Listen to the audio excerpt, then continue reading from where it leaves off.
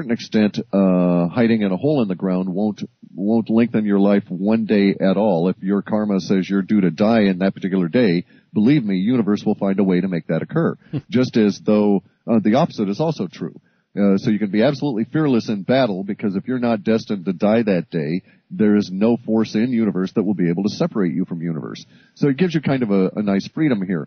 It also means that I am also against the idea of going underground, because something that the governments are certainly not taking into account is that the human body is, insofar as fertility is concerned, is 100% intimately connected with the sun. And we've got studies that show that if you take fertile women and men and shove them underground for 40 days, they become infertile. So the idea of long-term survival underground is absurd. And it certainly is only a one-generation issue. And you could come on back out, and then there's a time lag. The longer you are underground, the longer that time lag and fertility exists.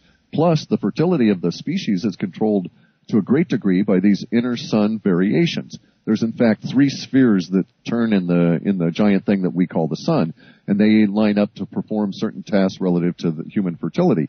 So all of the infertility issues we've had over these past 30 years or so, as science is trying to overcome them, and we have the fertility clinics and so on, is a response to what the sun is doing, not the pollution in the atmosphere or the pollution on our planet, as is often cited. And it's kind of like going against a universal trend. So, no, I'm not a big fan of the go dig a giant hole. I don't think it'll help. And if karma works the way that I think it does, a lot of those people going into that big giant hole are going to get a rather rude awakening. I love that answer, by the way, in regards to underground and the studies that have been done on human fertility. That's absolutely right. And do you think that, what about technology? Could that aid them in this effort, in this situation, to try to save themselves? We could talk about it in terms of cloning or some other kind of technology, artificial insemination, etc. We can extend this very far.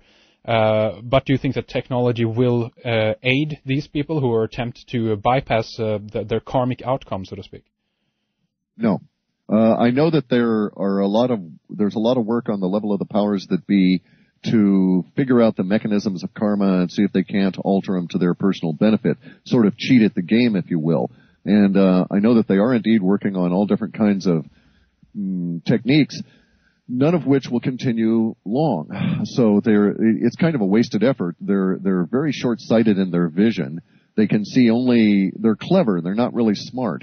And no, I don't think the technology will pull them out, but also, correspondingly, I'm not a believer in the idea that the space aliens or the beings that have shown up and represented themselves as being our descendants from the future in a degraded DNA state. It does not seem credible to me, because once you get into cloning and this kind of an issue, you don't have that level of degradation at a macro level. And the universe is basically a fractal kind of a thing. It's organized along certain rules that work upwards as well as downward along the fractal path. And one of the fractal things that we deal with continuously is mutation and the tendency at a macro level towards complexity. So I find it incredible, non-believable, that humans trapped in a cave somewhere, even over thousands of years, using cloning, would end up turning into these gray creatures. And in fact, I find that the statements to that effect of, the poor Greys are back here for their DNA to help them solve their DNA problems, is just a giant lie and is being promulgated at all different levels for various different reasons. But at its core, I don't find credible. And then if you look into history, you find out that, the Nag Hammadi, among other documents, says, hey, watch out for these Greys. They're lying bastards, and they're going to spin you a whole line that isn't true. Right. Well, that's really interesting. So you're saying that we're dealing with something else or someone else in terms to all the stories about the Greys and the abductions, the genetic harvesting of genetic material that seems to be taking place. Whatever they're doing, harvesting the genetic material and so forth, is not, as we've been allowed to believe through the leaks, that they're attempting to repair humanity in the future. The idea is just absurd on its face. 47,000 years of complexity increases do not yield that from us. And in fact, there's another way of looking at universe, which goes back to the Jain side of the Vedic literature, which suggests that you look at everything first, second, third, fourth, fifth, and sixth orders. And so, for instance, a fourth order being is like insects. All insects of a particular category, genus, family, species, etc., all basically look alike. You can't tell one dung beetle from another, mostly.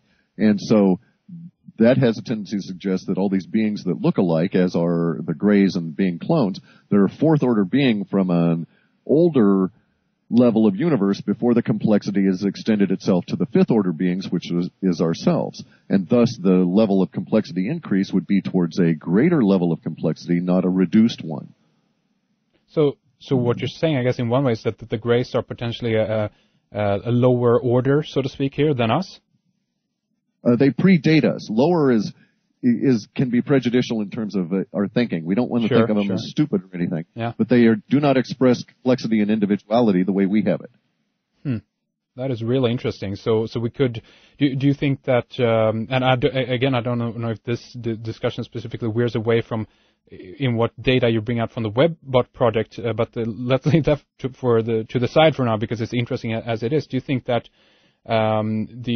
what do you think that the Greys are and that they are up to then? Do you have any speculation about that? Do you think that they are indeed in cahoots with governments in order to, I don't know, this story about technology in exchange for the governments here on Earth allowing certain amounts of abductions to take place, etc. Any comments on that?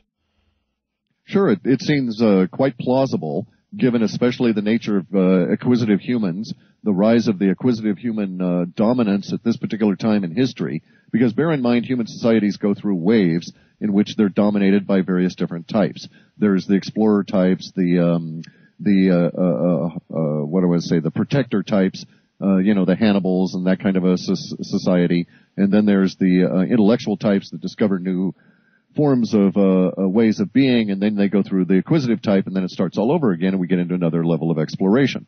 But the acquisitive types have been popping up since about the 30s and have been in dominance certainly since the 50s in the American society, and as it's impressed itself on the rest of the world, they've also been in dominance then. So acquisition has been our main deal, more for me, more money, et cetera, and that's reflected at a macro level within government. So it certainly makes sense that if there were an opportunity to, quote, make a deal, it would have been done in this particular period of time. Yeah. And then the idea that the government would accept that deal makes a lot of sense as well, simply because they couldn't stop the abductions if they tried, and better they should sort of try and control them a bit and get something out of them would be their rationale. They wouldn't think of being asymmetric and approaching this from an entirely different viewpoint, but that's an aside. And so it all makes perfect sense, and here's the real kicker from my viewpoint. We like to look at things at a very holistic level, look from the larger and gradually go down so far that we can ascertain that the larger gives us the context that we want within the nature of the WebBot work that we do. And if we apply that to reality, then you can say to yourself, none of this makes sense if I take space aliens or Greys or whatever out of the picture. None of the actions of the military and the U.S. government and the military-industrial complex since probably 1913 makes any sense at all if I take them out of the picture. But if I put them back into the picture, it all not only makes sense, it's a crystal clarity of perfection of making sense. Now, it doesn't mean that the individual components are logical or any of that. It just means that everybody's behavior and how they're acting certainly makes a lot of sense, and it also kind of fits in with all of our data sets that are coming out about the idea that within a couple of years here in 2011, alien wars will be a fact of life for the people of the planet. That is to say that our data seems to suggest that by the middle of 2011, the issue of contact will be an accomplished fact. Everybody in their mind will accept contact as part of our planetary consensus. And that contact may get to the point where there's space aliens walking around among us as tourists. I just don't know. We don't have enough detail at this level. How are things like, because I'm also thinking here about in terms of different, how should we say, how we are infected with memes or trains of thoughts and so forth. For instance, I was looking at the movie District 9 the other day, and it reminds me very much of what you're saying here. We have some kind of little spot on the planet where we have a refugee, alien race pretty much walking around. So I'm sitting there looking at this on a movie theater, a fiction story, so to speak. Does that infect into the information that you're searching for as well, meaning that it will be difficult to know what is real and what isn't in terms of entertainment that we're getting? There's, at one level that is true, but in the majority it is not. So it is true that we'll get some impact that is at this stage mostly not quantifiable as a result of these films.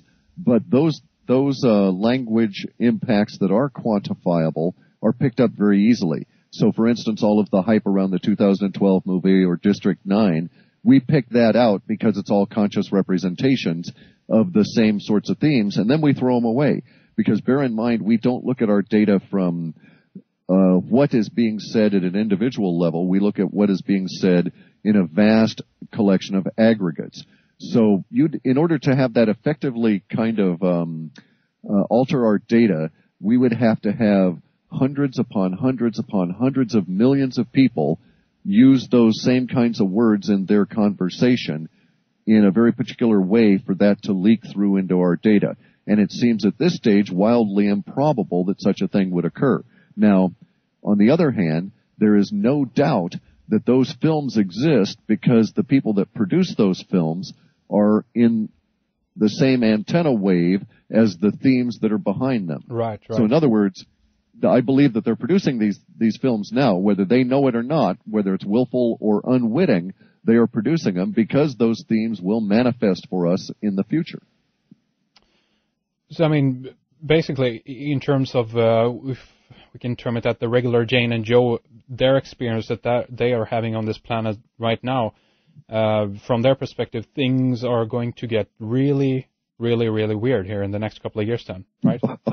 Yeah, yes, indeed. We've, since about 2003 or 2004, we've had this data set show up that first was under cognitive dissonance, and then we had it under sun disease because it seemed to be connected to the sun, but it was going to be essentially a mental disease that would affect humans. And now we're just calling it surreal. And some people are going to handle it better than others. We're going to get a lot of people in our data sets that are described as just walking along in a crosswalk, for instance, suddenly stopping and having a short circuit in the brain, and they just sort of stand there and drool. And it's a result of the sheer reality of everything catching up with their mind and sort of shutting them down for a few minutes. And we suspect that there will be some level of manifestation at that kind of a reaction over the planet over these next couple of years as we encounter something that is just going to challenge most people's paradigms.